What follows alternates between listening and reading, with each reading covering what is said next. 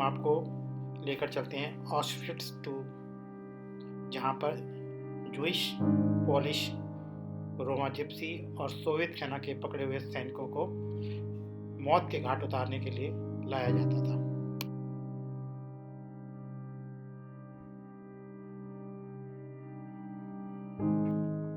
इस डब्बे में जिन्हें मौत देनी होती थी उनको ठूंस कर लाया जाता था, जिसमें ना तो सांस लेने की खिड़की होती थी और शायद ना कोई पीने का पानी का इंतजाम होता था। इस डब्बे की कैपेसिटी कहने को तो 25 से 30 होती थी, पर लाए जाते थे 100 से 150 आदमी। और जब यह ट्रेन प्लेटफॉर्म पर रुकती थी तो जो लोग ट्रेन में लाए जाते थे उनको नीचे उतारा जाता था। सामने डॉक्टर्स बैठे होते थे, वो एक एक आदमी को चेक करके ये देखते थे कि कौन स्वस्थ है और कौन बीमार है। बीमारों, औरतों, बच्चों को एक तरफ कर दिया जाता था। जो आप अपनी स्क्रीन पे देख रहे हैं, यहाँ पर उन बच्चों, महिलाओं, बूढ़ों और विकलांगों को बेरहमी से मार दिया जाता था और आग में जला दिया जाता था। हर रोज करीब 14,000 लोग यहाँ पे लाए जाते थे। और क्रूरता की तो एक मिसाल ये भी है कि यहाँ रोते बच्चों या बीमार बच्चों को माँओं से छीनकर उनके सामने ही उनको गोली मार देते थे। ये शायद एक ऐसी मार्मिक घटना है जो अकल्पनीय है। अब जिन्हें मारना होता था उन्हें झूठ बोलकर यह कहा जाता था कि पहले तुम्हें हम नहलाएंगे जिससे गंदगी दूर हो जाए और फिर तुम्हें हम बैरक में ले जाकर अच्छा खाना खिलाएंगे, परंतु तुम पहले अपने कपड़े उतार दो। जब वो अपने कपड़े उतार देते थे तो वो उनको गैस चैम्बर में ले जाते थे, जहाँ पर पानी के फव्वारे लगे होते थे।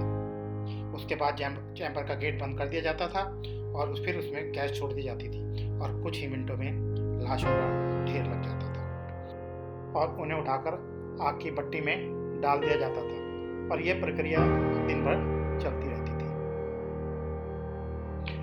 अगर आप ध्यान से देखें तो चारों तरफ कंसंट्रेशन कैंप के ये बाड़ सी लगी हुई है और बाड़ों में तार है। इन तारों में हमेशा करंट रहता था। ये करंट इसलिए होता था कि जब कोई भागने की कोशिश करता था तो इसको छूकर वो मर जाए। कभी कभी तो आसान मौत के लिए वहाँ पे जो लोग होते थे वो इसको जानबूझ कर छू लेते थे, जिससे कि वो आसानी से मर जाए और इनका जुल्म ना सहना पड़े। आइए अब हम आपको एक बैरक के अंदर लेकर चलते हैं और ये दिखलाते हैं कि वहाँ पे लोग किस तरीके से अपनी दिन रात गुजारते थे।